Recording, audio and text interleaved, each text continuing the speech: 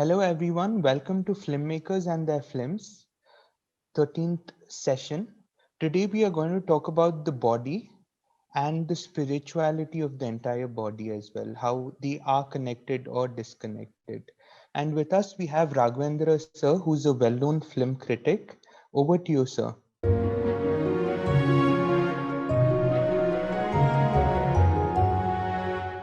Coming straight to the subject. See, the body is a subject that very few filmmakers deal with. Okay, the reason is that culture teaches us that body is an encumbrance. This is fundamentally it. If you look, for example, have you seen Bergman's movies? I don't know, I'm not put Bergman here. Bergman actually views Persona. more than that, stuff like Cries and Whispers. I don't know if you've seen Cries and Whispers, yeah, or you see Winter Light. I mean, many of these things, there's a certain disgust with the body. Okay, in fact, Bergman, if you look at his movies, one of the key motives which keep appearing in his movies is a young pretty girl who is a mistress to a slovenly, dirty looking, sweaty, overage, elderly fellow. Okay, this is a common thing, is a kind of thing of the fact that something as pretty, as beautiful, as something as spiritual as this should be in the arms of some, as a repulsive person. The repulsiveness, this thing of the body, is a very, very key emotion that Bergman arouses, which is one of the reasons I don't like his films very much, because there's a certain way of. So the point is that we tend to describe people we admire as souls, right? Okay, which downplays the body. You can show this picture of Cartier-Bresson about Gandhi fasting. When you talk about Gandhi fasting, right? What is the picture you get? Gandhi is a great soul. If he is fasting, you don't understand what it was like. You see this picture, okay? I don't know if you can just look at this picture of Gandhi fasting here. If you can enlarge it, it would be fine. You have a look at it. You see this man who's on the death's door, right? Okay, look at what he was looking like when he was fasting. He's barely alive. Okay, his body is frail. You can see this man. You can see the gap between Gandhi as a personage, as a great man, as a soul, and this Gandhi here who's fasting and on the point of dying. Okay, it's that. So that is one of the things which sort of deeply made me think about this thing of the body, why the body is treated like that. Okay, the thing is, politics and history are seen as grounds where people act unfettered by their bodies. They are acting, okay? People are acting, they are acting, not their bodies, right? This is a fundamental, that we are taught right from the beginning what exactly is the body, right? So what happens is, if you look at war films, right? We see war films by and large, they don't show us dismembered bodies. See, actually, in actual war, what happens is when a bomb falls, so many people are killed by bombs. The bomb will not leave a human body intact. It just blows it up. I don't know if you're aware of this Rajiv Gandhi's assassination. You've seen pictures. It was ghastly, actually. In Frontline, I think they put up the pictures, ghastly pictures, because he was not, there was no one, a single body left there at all. Okay, it was ghastly, as it was really fragmented. So the question is that people are made uncomfortable by the fact that the body is dismembered, which is why they tend to show war movies where people die, their bodies are whole, nothing happens to them. Okay, they just cease to live as human beings, as alive. That's all. So it's as if they've gone to sleep. There's a deliberate glossing over what exactly it is, and this is fun. This is ironic, because when we visualize people, we only visualize their bodies. We see what they look like, right? Okay. If I say you say Mohammed Owais, I would remember what Mohammed Owais looks like. At the same time, we don't imagine ourselves as people composed of our bodies. A body is a kind of attachment to us. Okay, we are separate from our bodies. Every religion seems to do this. Every religion seems to go along with this thing that the body is not important. It's the spirit which is important. Okay, this is a fundamental thing. So, for example, you look at something, feelings. For example, where do feelings reside? Right. Okay. Now, nobody associates feelings with the body. Feelings are associated somehow with some spirit, something. We don't know where feeling. For example, let's look at the notion of love. Love, right? Now that there's a deliberate attempt to take that love, okay, and detach it from the body in some way, so that it's not associated with the body. So we always think of love as beyond the physical, as something else. because you're embarrassed by the notion of love as physical, by and large. Okay, we talk about heart. Now, obviously, love does not reside in the heart, right? Doesn't reside in the heart. But the question is that heart, we know, is an organ which pumps blood into the rest of the body. We know that the heart is not really where love resides, but we insist on talking about it,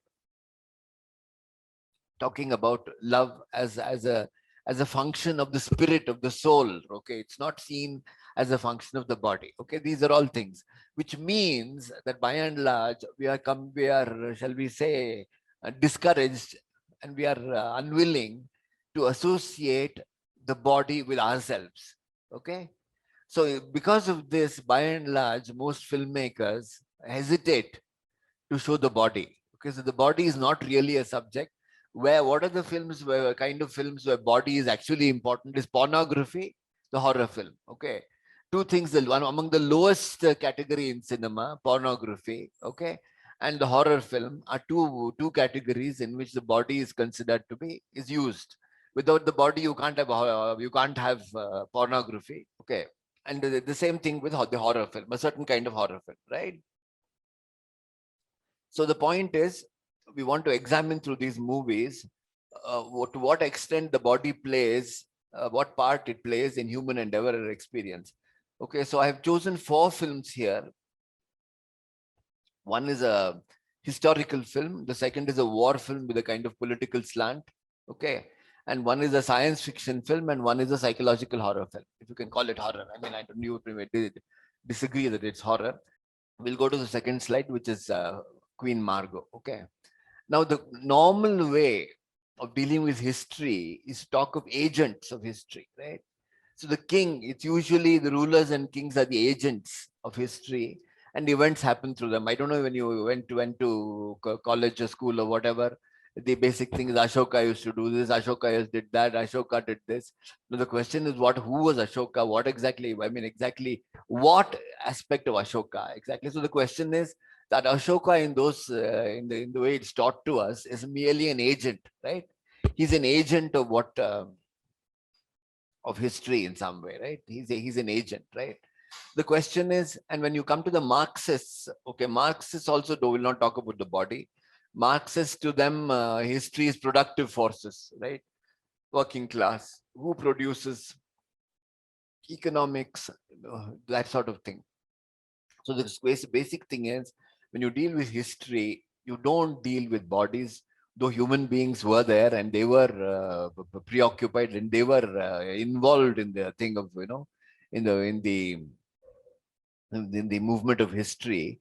We don't talk about their bodies, talk about them as beings in terms of, we talk about them as, what do you say? It's like, it's like a point, okay? It's like a force, it's like a will, a human will kind of thing, right? We don't deal with them as bodies. It's the important thing.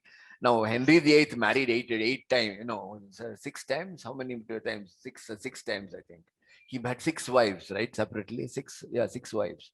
The point is, obviously the body played a part in this thing, but the question when you talk about him, his marriage, six marriages, executing so many of his wives, we talk about it as some kind of, a political decision which has nothing to do with the fact that his body was there, right?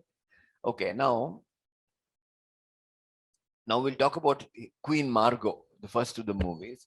Now, Queen Margot is not a historical film in the sense that it does not explain history for us. It is meant for those who already know this history, the motivations of the historical editors. Is that you've seen the movie, right? Okay, once again, you can ask me questions or contradict. Yes, yes, Okay, yes. you've seen the movie and you know how it deals with, there are no motivations that way of how people are motivated. What are the political motivations of these people? That sort of thing is not there. You don't know, for example, what is the politics going on behind this curve. It's taken for granted that we already know the politics in some way, why certain things were chosen. We know that, for example, that the entire film is about the conflict between the Protestants and the Catholics, right? So it's about that. And we know that this is the fundamental thing. And so the question is, so it depends on that. And the film also gives you sort of begins with an introduction where it tells you that this is the basic thing of, is basically Catholics were this Protestant 16th century. Catholics in France are under Henry IX, whose mother is the scheming Catherine de Medici, whose daughter Margot is made to marry the Protestant King Henry III of Navarre. Navarre is a small area between France and Spain. Okay, now when you go on to this film, let us look at it. Actually, you look at it. This is not a great film in the sense that the acting, for instance, I think is not so good. The only actor I think is terrific is Daniel Auteuil as Henry of Navarre, which is the husband of Margot, right? And how is he presented in the very first scene when he's shown in the very, his hair is all sticking out, Okay, he seems unwashed in spite of all his thing. There seems to be, there's a certain way in which he seems unwashed. His physicality is drawn attention to, right? His physicality is not made up. He's not made. He's dressed in the clothes of a nobleman, in the clothes of a king. But the point is, he looks unwashed. He looks like what is the word? An urchin of some sort, a kind of a ragged kind of appearance he has. I mean, what is the reason for doing this sort of thing? I think my own thing is that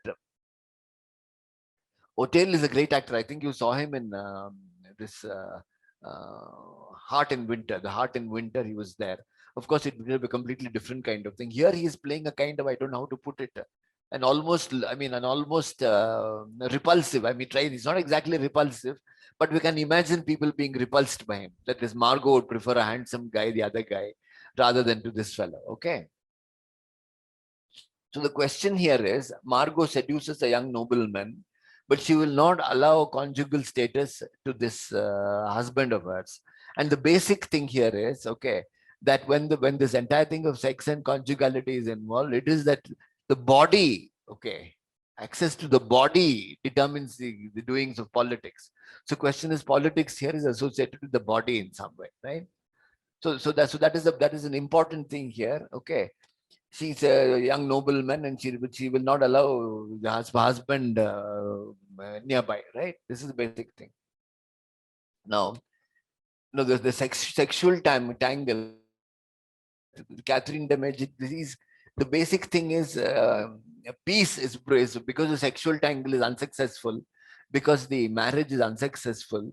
You can say that the peace itself is likely to be fragile. Okay, it's supposed to be fragile, likely to be fragile. It's not likely to last. This is a fundamental thing. Okay, now as you look at the film, Henry turns out to be a decent person, and Margot comes to like him, tilting the power balance. And there's a plot to kill him, but he saves the king's life in a hunt. Once again, I think there is some physicality between the king, and there is some hint of physicality between the king and this Henry of Navarre. Not exactly homosexuality, but there seems to be some physical thing. I think hugging and that kind of thing is there, which actually is a kind of physical bonding of some sort. And also this thing, you have to keep one thing in mind. This thing of hunt, right? See, male bonding in a hunt, okay, is a kind of, there's a danger of some sort. You're together, blood is spilled, right? These are fundamental things.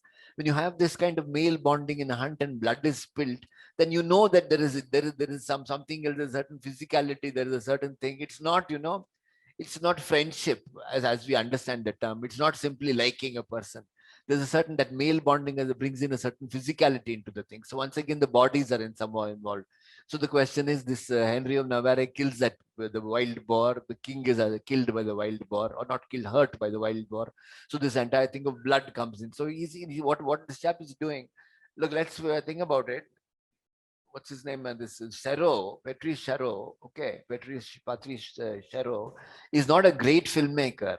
But the question is, he's one of the few people who uses the body as a fundamental way of dealing with the stories, right? So the question is that so this film is a kind of one of a kind, because he's using this as a thing of of history. Okay. Now then we come to this. Okay. I think towards the end of the film, it really picks up in the sense. Okay.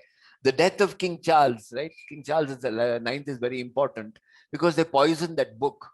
Then that whole thing of death, right? That whole thing of death, it's gruesome.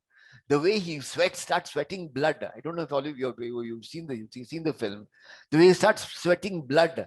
The king comes and sits there. He comes, and the contrast between this fellow's regality. He's sitting on a throne. His people are attending to him, but no blood is dripping from his nose. Blood is coming from his eyes. Blood is on his thing. His clothes are all bloody. Wherever he goes, he touches anybody, he leaves blood behind. Right now, this kind of way of drawing attention to the frailty of the body in some way, right, is never done. And that too, frailty of not of anybody's anybody, right?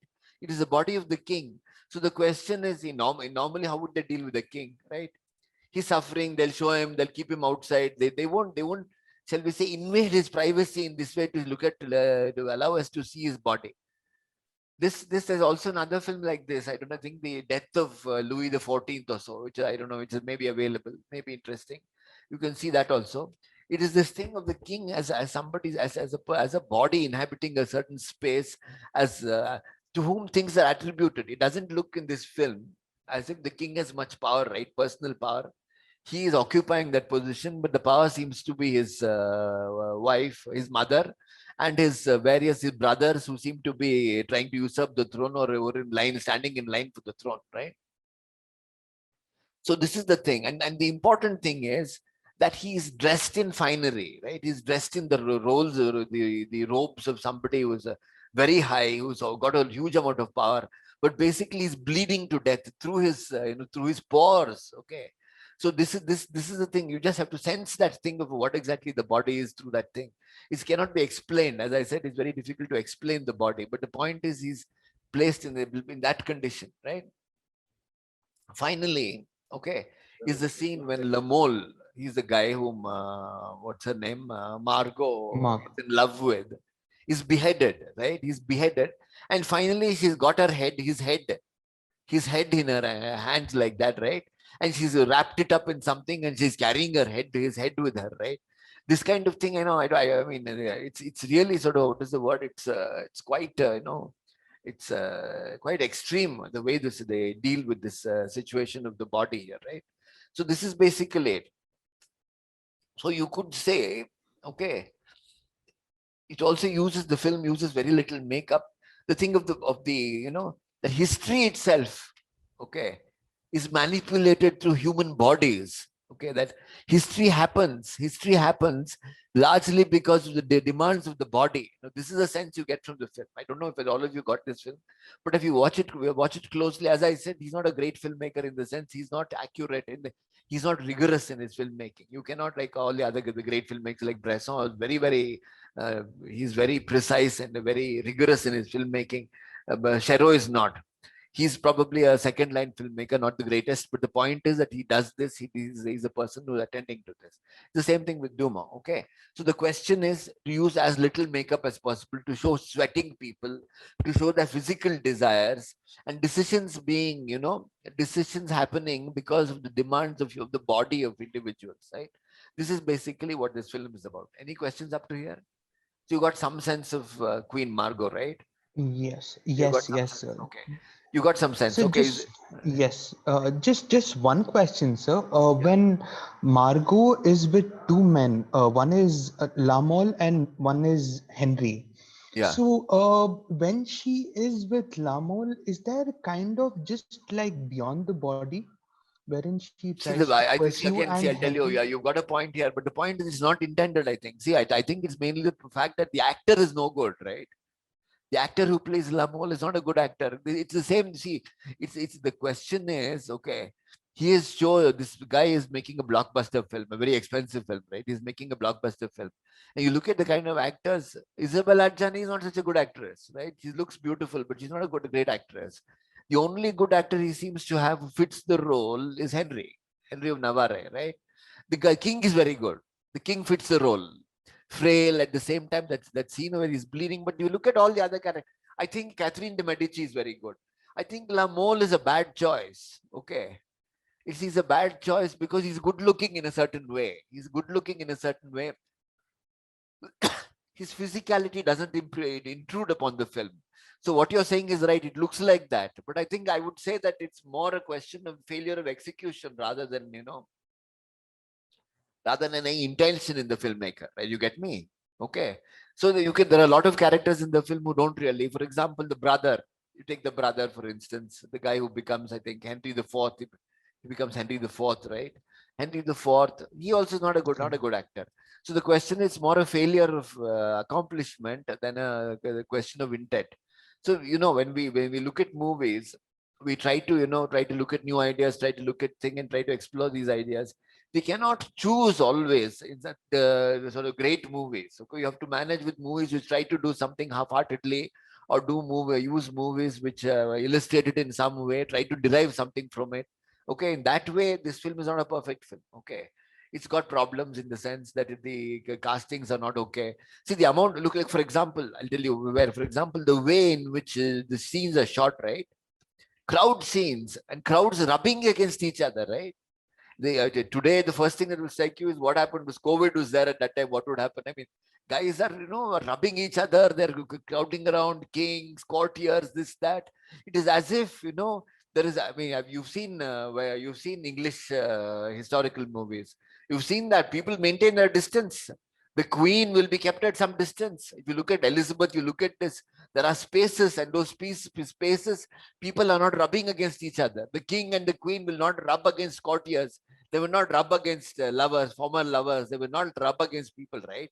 Here he is doing this, crowding the scene. He's actually putting so many people together they cannot but clash against each other. I think it's not even realistic in the sense. I think there would be some distance maintained between king, queen, and the public, even shall we say the aristocracy. Okay, here he is actually bringing them together, enclosing them in a certain space, right? Enclosing them in a certain space. See, the thing is, again, the dismembered body they cannot show. Okay. So when they show that massacre, they show, once again, it's not very well done. In the sense, the massacre, they show whole bodies. But the fact that Lamole's head is shown, right? It's important. The point is, where is, if she fell in love with him, where is that love? What is that? Where is Lamole his head or his body? That body is lying here, the head is wrapped up somewhere. So the fundamental thing here is the issue of the body, right? So this is the question. So there are a lot of things which are, shall we say, as not satisfactory in the film. But the point is, he's trying to do something which other people don't do. So this is as far as this film is concerned. Any questions up to here? Anybody at all? Okay. Okay, we'll go on to the next film. Okay, I hope you've seen all of that also, right? Now, the next film is called Flanders. Actually, there was a war. I mean, World War II, Flanders was a very important thing. Here, Flanders is a place in Belgium, and the peasants are recruited to fight a war in the Middle East. They have no clue about. Now, the point is, Middle East. I think the Western powers played a part, but the point is, you can't make Belgians or French can't make a movie about Americans, right? They have to talk about their own kind. The important here is race. The race is white race. Okay, it's very important. What was your general response to this film? I mean, was it? It was unsettling, right? It's not the kind. I mean, this Dumo is a very, I would say sometimes very disturbing filmmaker. But he's not, again, not a perfect filmmaker. There's a certain awkwardness in his filmmaking. Do you catch that? There's a certain awkwardness. I would suggest that you can have a look at two of his movies. I mean, there's one called Life of Jesus. His very first movie has nothing to do with Jesus. Okay. And there's one called Humanity. And there's a horror movie called 29 Palms. They would be reasonably interesting. You can check these out. Later on, he sort of gave up all this stuff. He started making different kinds of movies. His last few movies are not very interesting. Okay. Now, the point is, this film can be called an anti-war movie, but it's different from films like Hurt Locker. You've seen Hurt Locker, right? Okay. Hurt Locker, you've seen. There is no attempt in this movie to provide excitement, to provide suspense. The enemy is not even named. You know that all you know about the enemy is it's somewhere in the Middle East. It seems to be an Arabic language spoken there. Okay, it's in the Middle East. They have no idea. You can say this about the soldiers. The soldiers have no idea why they are there, why they are fighting this enemy. All they know is they've been recruited and they've been taken along, right? They're completely, I mean, that the entire thing, how the decision, what exactly it is. They are, like, for example, in every other war movie, they'll tell you, okay, we are going there to do this, to do this, to do this, to name the enemy. Here, they don't even name the enemy. is just some brown skin somewhere in the Middle East. Okay, very primitive nation. Okay, it's a kind of nation, you saw that town, right? I mean, some concrete things. What kind of town is it? Why are they bombing that town? Okay, you don't know anything about that thing. So it's basically a very primitive nation. It's much more primitive than Iraq ever was. Okay, but the point is that they are that they are can you change for Flanders is okay, all right. So the question is, okay, so this is the question. This is the kind of war movie which is very different from the kind of war movies. Now the point is, actor's chosen. Now you've seen this actor who was chosen, right? He's almost ape-like in his features, right? Animal-like, right? The kind of features he has. And there's one more guy who's trying to make a pass at the girl, right? There's another guy. The kind of face he is given. Blondel and I don't know what his yes, name yes. is. He makes a pass at her as soon as this guy goes. He has a certain kind of face, right? I mean, you wouldn't cast such actors in a movie at all, right? He's actually picked kind of actors with animal-like countenances who don't seem to be capable of thought. Okay, it's as if okay, it's very opposite of the way American movies would shoot soldiers. If you've seen how soldiers are portrayed in American movies, okay, if it's a colored, if it's an African American, you will choose what is his name, the famous guy who plays all movie. Uh, I forget his name. He's very important, become very important actor now. He played Malcolm X. What's his name? I forget. Okay, let's not go anywhere. The question, the kind of actors they would choose for a war movie are those people who don't draw attention to their bodies, right? They would be kind of spiritual looking. They would have that kind of looking they would have. So the question is, they are soldiers fighting for their country is the basic thing. Here that is not the case. Okay, here the case is, okay, the physicality and the camera style is awkward to remind us of Bresson. But the point is, I would call Dumont Bresson of the flesh. Where Bresson is trying to look at the spiritual in human beings, Dumont is dealing with the flesh mainly. All his films are about the flesh. So this thing of the body is once again very important in. And look at that very important scene, I think. Okay, there is no soul in this Dumas film. Okay, it's awkward. It's awkward. It's as if the action has not been rehearsed. The people are just placed there. They're just a cannon fodder kind of thing. They have no importance as individuals. Now, have you seen Black Hawk Down? You must have seen Black Hawk Down. Okay. The important thing in Black Hawk Down is the thing of making every single American soldier somebody dying with dignity. Okay, he's given every single thing to read. And see, the thing about the body is, as I say this, that since it houses the spirit, houses the soul, shall we say, a broken body, okay, casts doubt on the indivisibility of the soul. It's a very important notion in these movies, right? So the question is that the soldiers who are in a thing to die in these movies are actually shown dying with great dignity. Their bodies are carried back in helicopters, this and that. When they show the Somalis dying in something like Black Hawk Down, there's no counting of people. They die in large numbers. They don't show their dismembered bodies. But so the question is, in a theory, every life could be equal. That's the way they would see it, that every life is equal. When actually comes to it, you look at the white life, it's not white. American movies that be African Americans also. Okay, they would also be there, but they're American lives in some way. In this movie, okay, he uses the white body. So there's a certain fetish around the white body. You cannot show a white body dismembered. You cannot show a white body. There's no convention. It's not a convention in cinema as much as a kind of hegemony of European cinema, hegemony of American cinema. It's a hegemony of Western cinema, not to show the body except in terms of the, shall we say, inviolability. The body should be inviolable in some way. Okay, this is very important. So when the bomb falls upon a soldier in that scene, you remember that scene? They're trying to, what is that left when the bomb falls on that man? Okay. It seems to be dismembered. There seem to be 3 or 4 lumps of coal or something. They load it onto a stretcher. Okay. They load it onto a stretcher. I think they carry it in different parts or something, right? In that thing. They load it onto a stretcher and put it in the, I don't know. in the chopper and take it away, right? So the question is that dismemberment of the body, okay, it deliberately subverts the notion of the inviolability of the white body. There is a fetish around the white body in world cinema. Okay, you cannot show the white body in any way. There's a certain way in which African bodies are portrayed, colored bodies are portrayed. No, and not see, for reasons of political reasons in America, you can't show an African American body except as an American body, right? So the question is, there you have African Americans. When Dumont does it, that the I think issue of it has to be only white soldiers, right? And then you have that rape. That, I mean, I don't know if any of you have seen a rape scene like that, the way they show that, right? Okay, hand clutching something, close up of that thing, of her hand clutching the thing, and then finally the castration, right? He castrates that white soldier, and he's not even the right soldier. The guy they castrate is the guy who's not done anything, right? He's innocent. Okay, so what do you make of that? My own sense of that is, okay, that this entire, there's a film of his about terrorism. It's a Christian terrorist, okay, and plants bombs here and there. So one person asks the person, "You're killing innocent people." So that person says, democracy, nobody's innocent.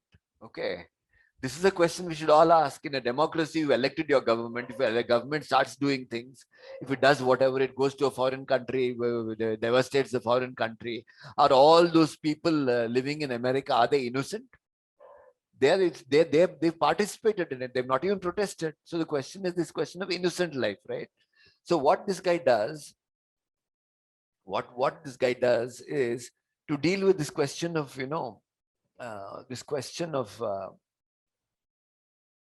innocent people. So what he does is this: if an innocent Arab, for no reason at all, without determining his innocence or not, can be killed, so can a white man. In fact, if they had taken care, if they had taken care to make sure that the right man was killed in this particular scene, it's disturbing once again that the person, he's not saying that these people are so foolish that they kill the wrong person. It is that they are as concerned about the innocence of the victims as the Europeans are. Okay, he's distributing this question of innocent equally between the Arab side, the Middle Eastern side, the brown side, and the white side. He's doing that. Okay. So the question is, and then, okay, what do you make of that? The entire thing of between the girl's madness, her mental disturbance at home, and this guy's this soldier's being in his dealings in the thing. I think the basic thing is, once again, draw attention to the thing. Look, what happens in the normal course of the movie is the home front is the unviolated front, right? Okay, it's a happy front where people are going about their business. It's a completely kind of thing. It's shall we say, removed from physicality in some way. You're allowed to be what you are as individuals. Okay. Here he's trying to do something else that he's talking about that is as physical as this. That's another kind of thing. It's a physical existence of another sort. You cannot communicate to those people what you underwent, but that does not mean, okay. See, what is a normal situation in these movies? What happens is, okay, the soldier goes to war, right? He goes to war, and then he sees all kinds of things, and he goes back home where innocent people are around there. And what did you see? The basic thing is, I can't tell you what I saw. It was far too much. So this entire question of mental disturbance shall we say, caused by his experiences abroad, becomes a way of demarcating him here. He's a misfit in this home country. Okay, this notion of the returned soldier, being a misfit in his home country, tries to make out that the home country is a normal thing. You're making that demarcation between normal. After all, if you look at, for example, you look at Iraq, you look at Vietnam, you look at these countries, they were completely devastated by the war, right? By the wars, right? Are we saying that the people there were not normal? What exactly are we saying, right?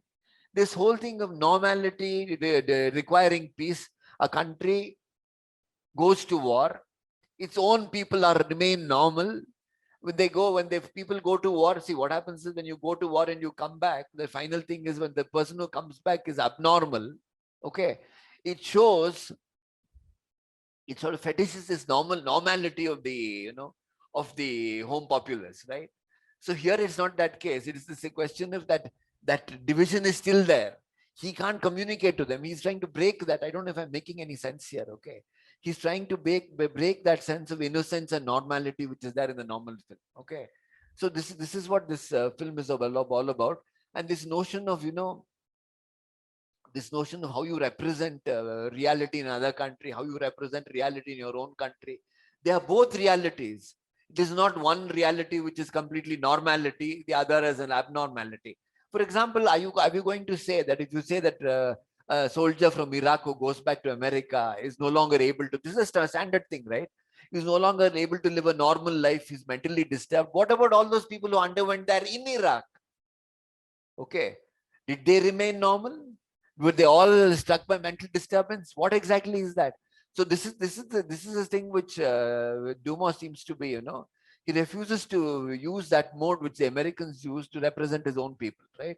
So I think that is the basis of this entire the woman having a nervous breakdown, having a baby, mentally being. So the question is, even peacetime can be mental disturbance.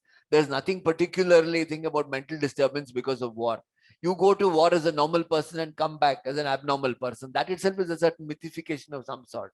What would happen in Vietnam or Iraq? What would happen to the people there, right? So this is basically the thing. Any questions here? Be happy to take any questions. I mean, am I making sense? It's again, as I said, Dumo is not a Yes. perfect filmmaker. Sorry. So, I just wanted to know that is that why Barb's narrative is also there, just to create a mental imbalance Yeah, for the correct. So, victim? look, I'll tell you this question of, you go to war, it's one kind of experience. You remain in a thing and you have an affair with somebody and you have because of promiscuity, it's another kind of experience. This you cannot privilege one over the other because that would mean something else. I think that is my explanation for it. Because you cannot segregate these two as different kinds of reality. They're different realities. But the point is to say that one induces abnormality. What about all those people? What about that woman who was raped? What about all those people, executed people, this sort of thing? They killed that guy, who's carrying grass or something. Okay. What about all those people, right? So the question is that this is the way they brought in, but this is my understanding of the way you brought in Barb's thing. Okay. This is my notion of it. Any questions up to here? Yes, we have a question, sir. Yeah, please tell me what is the question. The two boyfriends look very different. One looks Yeah. like fool, the other one a bit intelligent, Yeah. deliberate. Yeah, but no, one seems to be less animal-like. He seems to have good looks of some sort, right? Yeah, yeah. You see, I can't That's really all. say That's that. all. They're not treated differently. One is better looking than the other. One is a complete, I wouldn't say a fool. He looks like an animal, kind of ape-like. His features are deliberately chosen for some animal-like quality.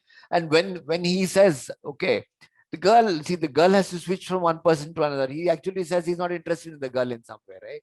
He says there's nothing going on between us. So the girl casually goes off with the other girl, right? So that is the thing. So that is and look at the kind of gear they're given. This is not the kind of gear which Americans show us. It's some gear in which they're dressed in something with some goggles or some such thing. It looks as if it was made in some small scale industry. That kind of look it's got. It presents the whole thing as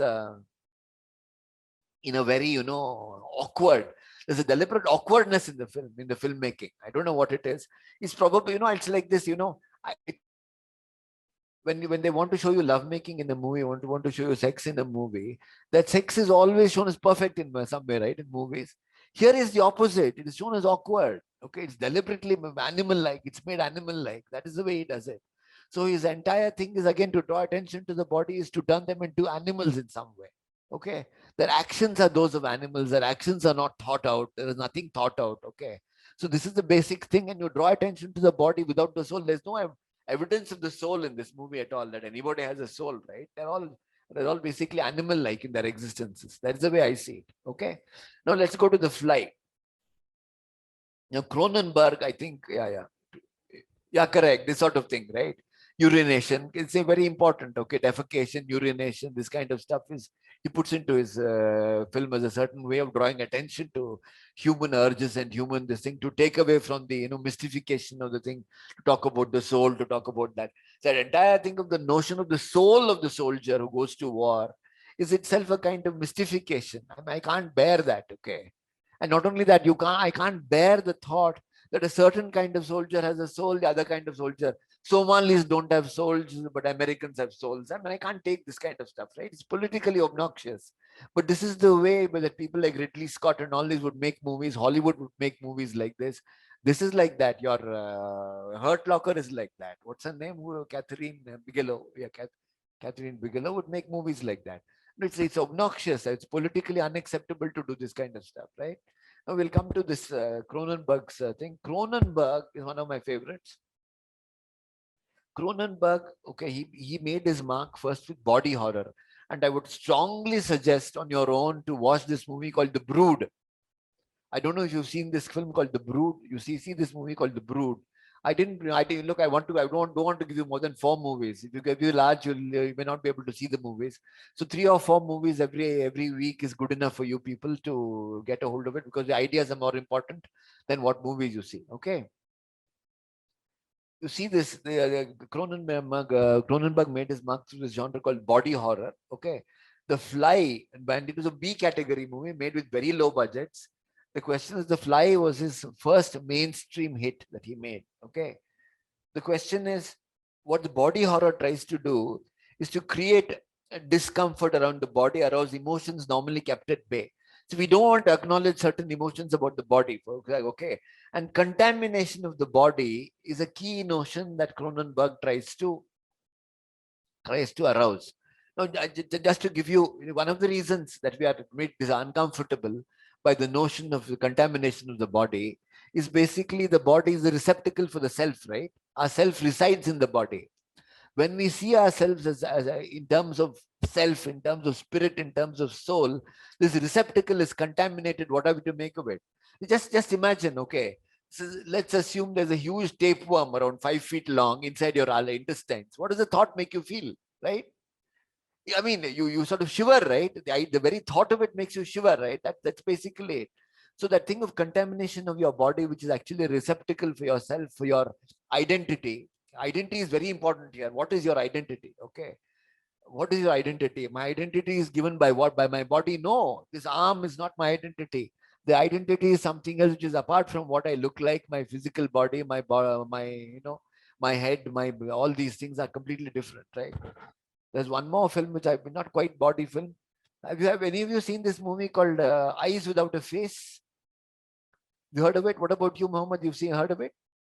Eyes Without a Face, French movie, where a person's identity is his face. You remove the face, kind of thing. Okay, that also I would recommend. And Yes. the basic issue here is this issue of what is this? What is the self? Okay. No, it's a SF film in which teleportation is the focus. It's a remake of an old film where the scientist teleports himself accidentally with a fly, and his head becomes a fly. Here, what happens is, okay, he goes a step further. His name is Brundle, the name of the scientist.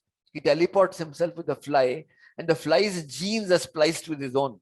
Okay, his genetic makeup undergoes a change. When his genetic undergoes a change, his inner nature starts changing.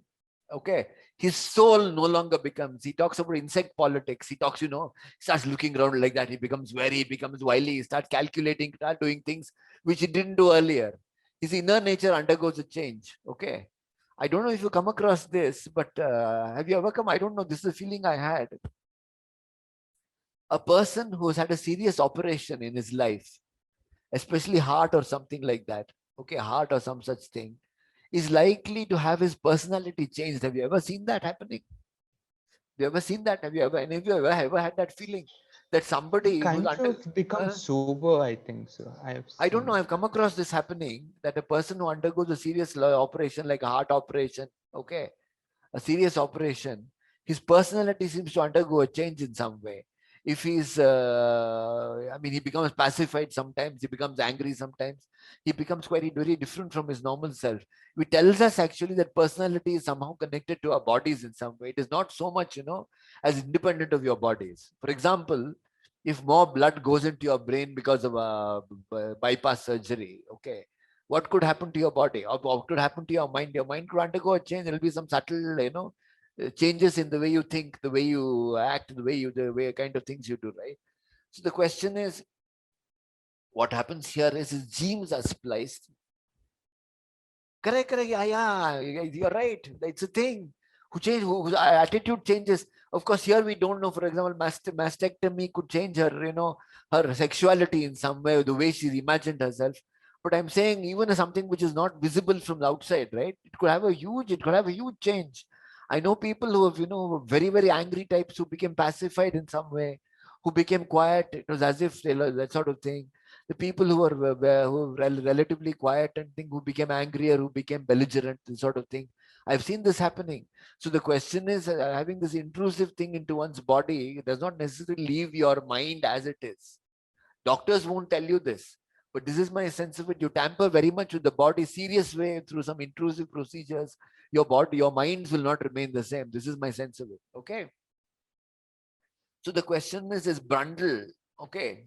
He becomes what he calls a Brundle fly. He becomes a Brundle fly, okay? Who am I is the basic issue here, okay? What is this new being created, the Brundle fly, okay? So the question is that horrible sequence when to communicate what he is, okay? His girlfriend is pregnant and she's giving birth to a child, and that horrible dream sequence where he has when she gives birth to a maggot.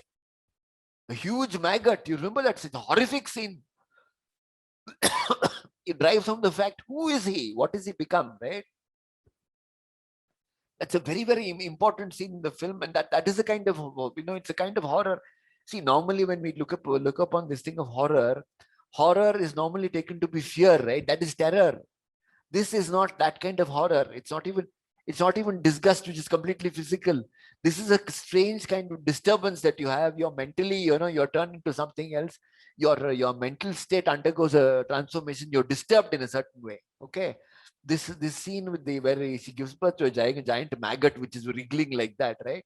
It's very disturbing, right?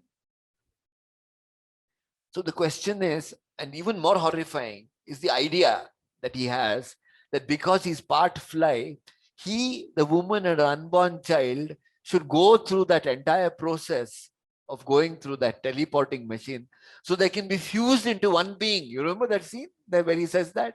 We can go through it so you can dilute the fly component because you are completely 100% human being. I am part fly, I am part human being. If all three of us go together, we can you just imagine this notion that I mean, just imagine this notion. You love somebody very much, right? Okay. You can't bear to be separate from that person you love. Just imagine the situation, right? So as a way of not being separate from that person, you go through a teleporting thing and you're fused to that person. Just imagine the situation. You form one being. I mean, can you imagine the situation? It's horrific, right? It's horrific, but why? Because your sense of yourself as discrete, as individual, your soul.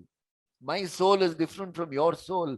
My soul is different from my son's soul. Is different from my soul of those closest to me. So this is the basically why this film works like that. It sort of it tampers with your notion of what the receptacle of your body, of your self is, and the whole notion of self is tampered with, and you're completely disturbed into that state when you start realizing that the soul itself is an illusion. Identity is some kind of illusion. So this is what the film is about. Okay.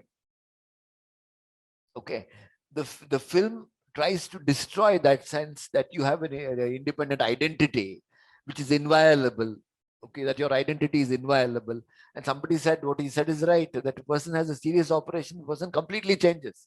Okay, what is your identity? If you have a serious, you have to tamper with you physically, what would happen to you, right? So this is a very important thing that Cronenberg is dealing with. Okay, so, there is a sense that psychology is a response of the body. Okay, this is that the mind is a creation of the body. This is very important in Cronenberg. Okay, now there's one movie of his called Videodrome, which also I would recommend. Or I'm giving you a lot of things, but please watch if you have the time. In Videodrome, there's a television program. If people watch that television program, something happens to their brains. They develop tumors.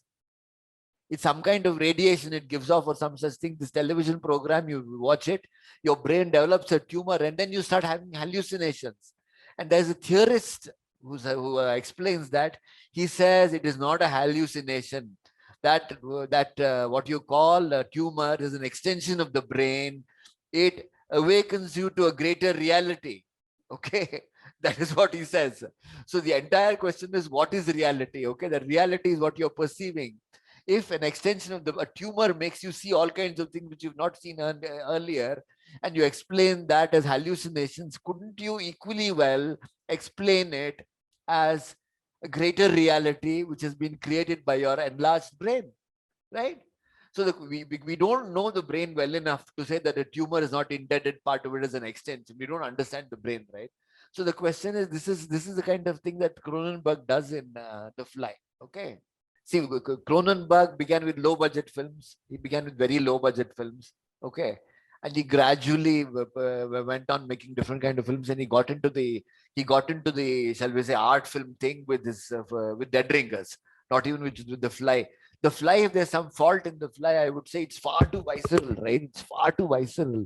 It sort of, it awakens that physicality of The Fly, sort of distracts you from the ideas in it, right? That's probably Dead Ringers, I think, is perfect. Okay, I think it's a perfect film. All of you saw the Dead Ringers? Okay. Yes. The film is about two gynecologists. Okay, they're alike, both of them. Elliot is more outgoing and dashing, while Beverly, his twin brother, okay, is retiring. Spiritually, they're alike. They're like Siamese twins. Okay, they are together. They seem to be together in every way. Both of the gynecologists. One fellow takes care of the teaching and takes care of the outward publicity and that sort of thing, public relations, making contacts and all that. The other person treats women. He treats women inside. What happens to them is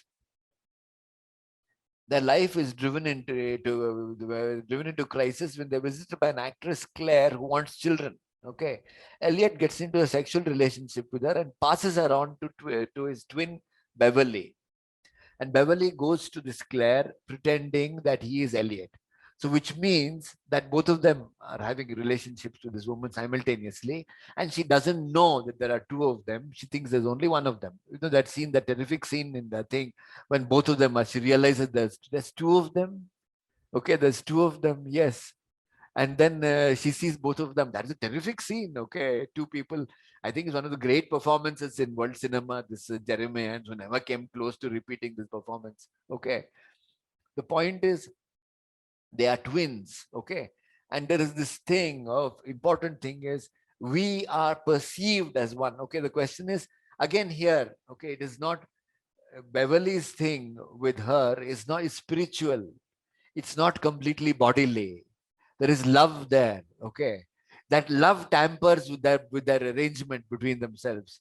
That kind of thing of that bodily thing is gone. So the question is, it says we are perceived as one. Now that's very, if okay, let's assume, okay, you had just imagine the situation. There are two of you who look alike, but people who treat you alike in the same way, you may be slightly different, but the point is because you're retiring and your twin brother is not retiring, you're both given the same kind of thing by the general public. If you're perceived as one, what would happen to your identities? Okay, our identities are largely constituted by how people see us, right? Okay, if people see me in a certain way, other people see me in a different way, what happens is identities become different in that way. In this particular thing, I think it's very important that they are perceived as one. Okay, and I like this thing in this film. It says, younger little brother, you've had no experience that I've not had before you. Okay, this is what Elliot tells Beverly. Now, for the first time, you're going into dangerous ground. Okay, you are going after this woman. You're trying to have a separate relationship from her. When your relationship with her, you're trying to separate the Siamese twins in some way. Everything which has happened to you has happened to me before. We are perceived as one. So, in other words, he's saying that we are alike. We are in every single way. Okay, they are actually aspects of the same person. Like what happens when we come across people who don't who are inconsistent in their conduct. What happens is they're inconsistent in their conduct. We attribute to different aspects of their personality. When you go into psychiatry, they say there are different things. There is one person, this is another person, the split personality, which is, in my opinion, some kind of fiction of some sort, some kind of mythology. But the basic thing is you cannot really, you cannot really um, reconcile these aspects of these two brothers. Okay, so the question is, you are having an experience now I have no access to. You love this person, you have got into this, we are entering dangerous ground. Okay, I think one of the great scenes, this is a scene which I've not been able to figure out what it means. One of the greatest scenes in this movie is these three people dancing. You remember the scene? Okay, this great scene in which this fellow is sleeping and then the other guy is dancing with that with the receptionist, and then this guy comes along and all three of them dance with together. I mean, it's beautiful. I don't know. I mean, I don't know exactly what does anybody make anything now. I'm asking you a question. What do you make of that scene? What do you think it means? What is that scene? Why does it affect us so much? That scene. Weep in that scene. It's so beautiful. What exactly is that scene? What is the thing? What does it tell you? I don't know. Have you figured out what that scene I, means? Huh? I don't know, but I I mean, I think it's unity of two people or two two people. I don't know that they bodies. need. I don't know. Is it possible?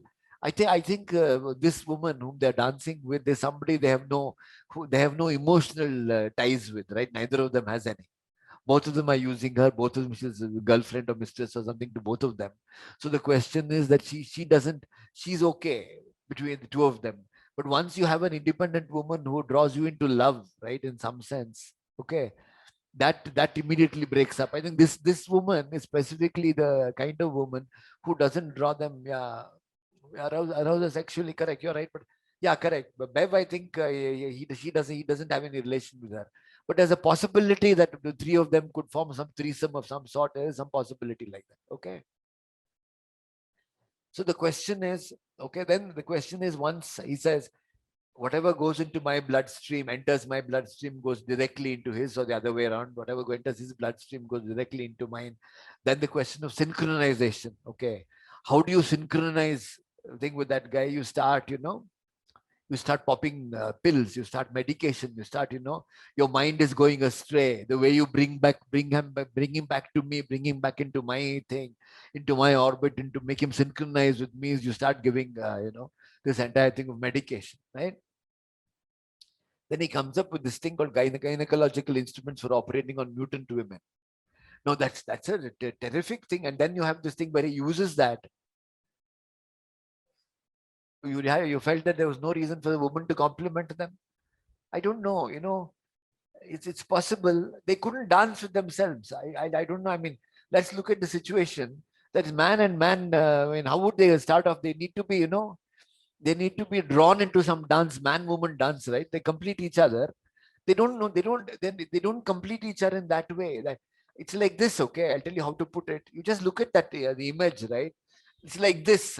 Okay, in the middle is that center thing for the woman. The men can't dance with themselves, it'll be far too thing, right? That woman who's actually faceless in some sense, right? She's just a receptionist, so she's some kind of foil. She's actually a dummy in some way. So that dummy, actually, they're together, that dummy brings them together. It's a kind of, I don't know, imagine a thing of two things holding together, being brought together by some central centerpiece. Okay, two chairs are brought together by a circular table. You look at it like that, right? Two chairs which are like this, brought together by a circular table in some way. The two chairs by themselves will not be. Okay, yeah, possibly dance with Siamese twins. Yeah, I don't know how the Siamese twins, and it would be very, how the Siamese twins would react. We don't know exactly, because they're also physically together. How Siamese twins dealt with the women, how they dealt with the other thing, I don't know idea at all. Okay, but the point is, again, he uses red clothes in the operation. He uses this, and that red clothes is to completely. Why is it red clothes? Why does he use red clothes? What are the normal clothes that people wear in operations? Green, right? Or blue, green, or white. Green, right? It's basically Green. to draw attention away from blood, away from the body. That's the reason they give you blood, green, right? Whereas red would be sort of blood red, right? It draws attention to blood. There is occult, I think, in the last scene is suggested. The those candle light. You remember that last scene? Wax candles in the last scene when the people go, that there is some occult element suggested there. So exactly in what nature it is occult, I don't know. The last scene when they go and they find those candle mold melted candles and those syringes which are in the candle. Why bring candles there at all, right? So that question of that, yeah, there is an occult element. Exactly how it is featuring in the movie, I don't know. there is a thing of the syringe which is mixed up with the candle wax. And the final thing, when these two people are there, is probably more religious than occult. For example, the last two scene where these two dead bodies are there lying like Pieta, Michelangelo's Pieta, in that thing there is some religion. Yeah, eyes wide shut. In what way? I don't know. Eyes wide shut. How? I don't know. But I mean, but the point is, he's doing something there. There's some religious thing there. Exactly in what way it works, it's difficult to say. But the point is, that it's not a thing which can, a film which can be explained scene by scene. It's a great film, I think, but the thing, there's so much going on in the movie. Exactly what it is, the body itself is, as a kind of thing where, that you have to give drugs in order to bring that body into, to bring the mind into some kind of acceptable shape, to bring it some kind of thing, a notion of synchronization. This notion, that there is no way of saying where our mind is working, but in this particular film they introduce this sense of the twin, okay, as some kind of register by which this guy's mind can be measured with that person's mind. Originally they're synchronized, but gradually the alignment goes off, right? So finally when they start medication, that is when their alignment comes back in. Okay, so this is what the thing, I look upon this movie as a question of the contamination of personality by one personality by another, is the way I see this film. And it's not psychological in the normal sense of the word, or psychoanalytical. It is not that way at all. It's a kind of horror movie which is dealing with a particular extreme condition, a possible condition. Okay, so that is the thing about horror, right? About horror, science fiction, they're talking about possibilities. They're talking about situations, and they're trying to make you, feel that imagine that possibility in some way, and feel the emotional impact of that. Okay, that is basically it. Okay, now this is as far as my talk goes. I have nothing more to say. More beautiful. He was attracted. Yeah, yeah. Beverly. Yeah, he was inner. Was Beverly the person who says, "Surely you've heard of inner beauty"? I think it's Elliot who says that. I think Elliot is a smart guy. Okay, have Yeah, perfect yeah, spleens, have perfect kidneys, have yeah. perfect. Surely you've heard of inner beauty. Isn't that Elliot who says that? I'm not sure. Is it Beverly? I think it's inner beauty, and he talks about inner beauty in an ironic way. Okay, when we talk about inner beauty, we talk about the soul, right? Here he's talking about perfect kidneys, perfect spleen, perfect esophagus, perfect liver, right? It's a completely different thing. Okay. So the question is irony in that thing, when he talks about inner beauty there. Whereas normally we mean, when you say inner beauty, we mean the soul. The person's soul is beautiful, right? It's not nothing to do with the body. It has to do it has to do with the soul. Here there is deliberately drawing attention to the body. Okay. So I finished. Any questions up to here? So just one question. So Please. why was it necessary for Elliot to die? See, the question I is, mean, both in of the them have very to die last. together, right? Both of them had to die together. There's no way. See, both of them have become one person now. See, by the end, they've lost that thing. You see, the question is that they're alive because they complement each other. Now it is they're both at the bottom, right? They have to die together. They have to kill each other. They have to die together. Okay. So the question is, Elliot goes into this one, he can't be pulled out at all. Okay. So Beverly kills Elliot, who's the stronger one, because Elliot is also gone. He's sunk into that thing. He can no longer be pulled out. So the question is, these people have to die together. The only way the synchronization can take place, in my opinion, is by dying together. That's the only way synchronization can take place. This is my reading of the film.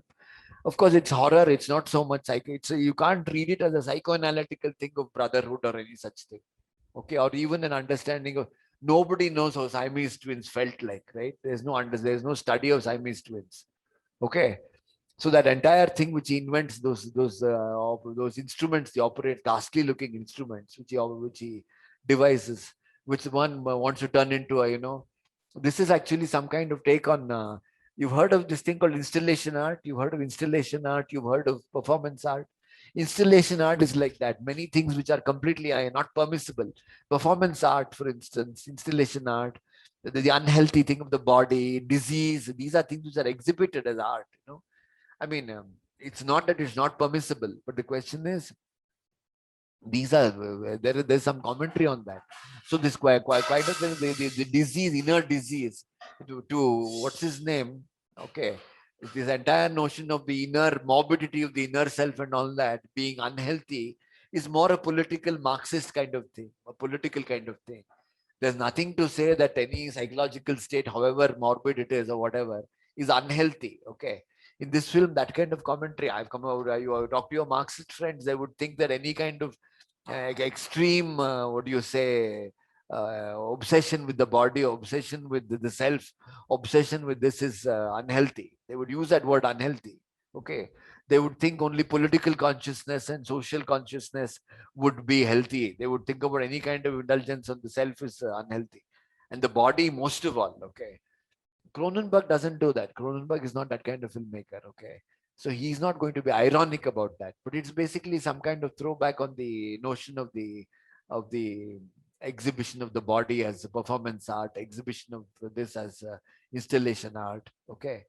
There are a lot of things which you see, ugly things. I don't know if you look at for installation art, there are a lot of very ugly things they show, which are basically to sort of to provoke you into some kind of thought, right? That is basically.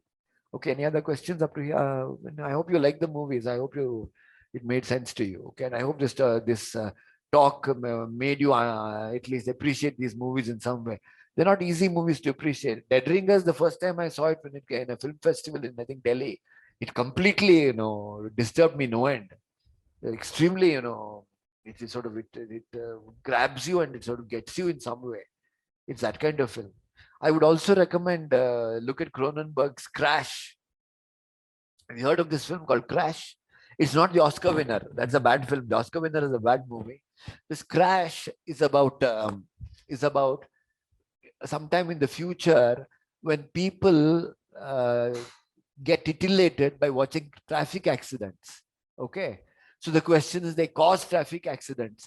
And my understanding of that is that people are so immersed in steel through automobiles and all that, that this traffic accident is a necessary thing for you to make erotic contact with each other, kind of thing. Okay.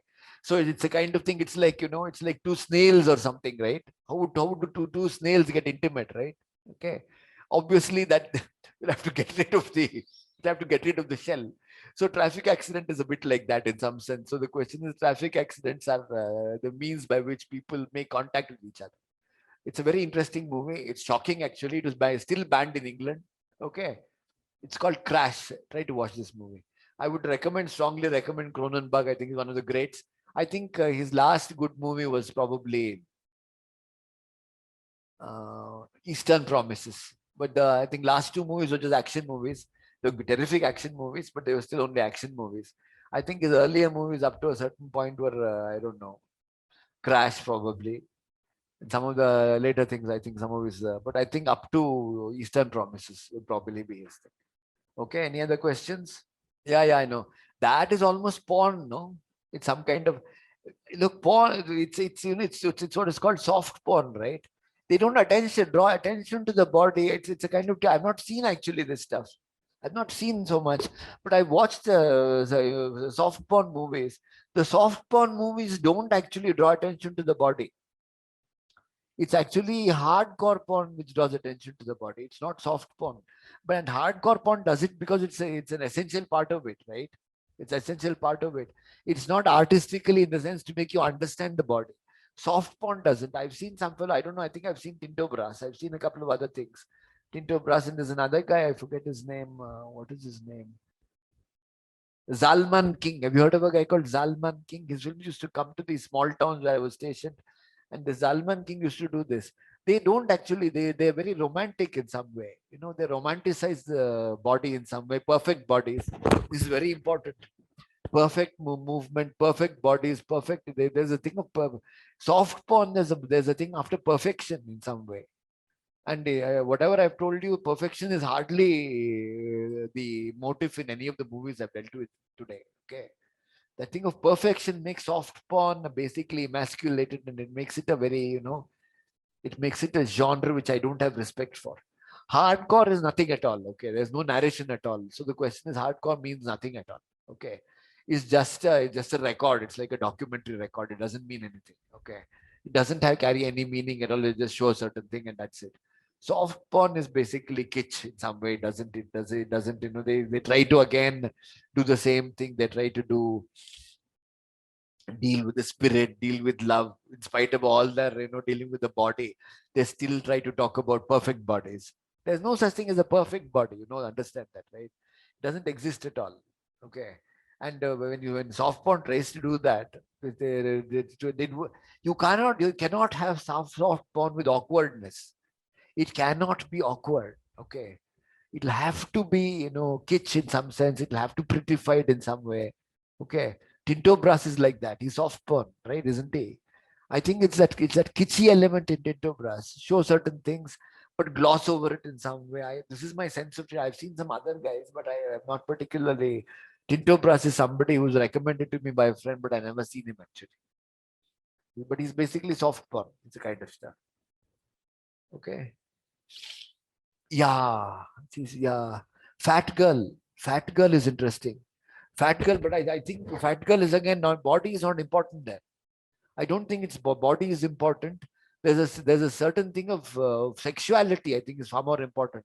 I don't think body is important in that movie. I think sexuality is important. It's not the same thing. Okay, fat girl is interesting, but it's sexuality in some way.